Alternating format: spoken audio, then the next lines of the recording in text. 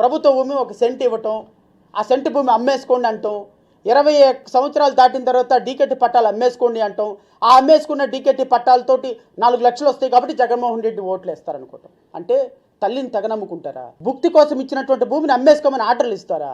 ఇదా నీ పరిపాలన? వీలైతే సంపద సృష్టించాలయ్యా. వీలైతే వాళ్ళ బ్రతుకు తెరువు సంపాదించుకోవడానికి వాళ్ళకి కష్టం చెప్పి వాళ్ళకి పని నేర్పించాలి, పని చూపించాలి. దళిత బిడ్డల్ని, బహుజన బిడ్డల్ని, నిరుపేద బిడ్డల్ని, ఈ సమాజంలో అడగారిన వర్గాలని పైకి తీసుకురావాలంటే ఏం చేయాలి? పైకి తీసుకురావాలంటే ఉన్న భూమిని అమ్మేసుకొని తినమని కాదయ్యా చెప్పాల్సింది జగన్మోహన్ రెడ్డి. నేర్చుకో కాస్త. స్లీవ్ మడత పెడతావా? స్లీవ్ మడత పెట్టే ముఖ్యమంత్రి నువ్వే ముఖ్యమంత్రివయ్యా. నువ్వు స్లీవ్ మడత పెట్టగానే ఏబిఎన్ విలేకరుని పట్టుకొని, కెమెరామ్యాన్ పట్టుకొని చితకబాజారు. ఈ రాష్ట్రంలో కొన్ని ఛానల్స్ని ఈ రాష్ట్రంలో రానివ్వటంలా ఇది ఏం ప్రజాస్వామ్యం? విలేకరులు ప్రశ్న అడిగితే, విలేకరులు మీ మీటింగ్ కవర్ చేయడానికి వస్తే వాళ్ళని చితకబాదుతారా? అంటే మీ సాక్షి విలేకరులను కూడా ఎక్కడికి వస్తే అక్కడికి చితకబాదుటమేనా రేపొద్దున?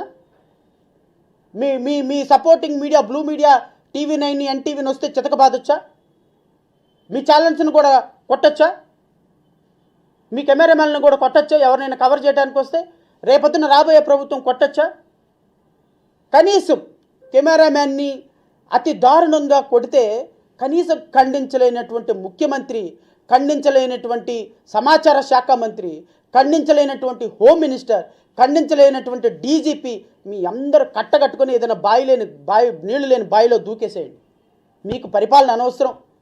మీకు కేవలం రాష్ట్ర ప్రజలకు డబ్బులు ఇచ్చి, ఇదిగో ఇలా నోటిఫికేషన్లు ఇచ్చి, నిరుపేద పిల్లల్ని, నిరుద్యోగ పిల్లల్ని, కూటికి గుడ్డికి కష్టపడే పిల్లల యొక్క వీక్నెస్ని అడ్వాంటేజ్గా తీసుకొని తద్వారా ఓట్లు సంపాదించుకొని, మీ బాబు సంపాదించినటువంటి లక్షల కోట్ల రూపాయలు ఇప్పుడు దాన్ని రెండింతలు మూడింతలు చేసుకొని తద్వారా రేపు రాష్ట్ర ప్రజలకి మరలా 5,000 10,000 ఓటు ఇచ్చి ఆ ఓటు సంపాదించుకొని మరలా అధికారం సంపాదించుకోవాలనుకుంటున్నావు.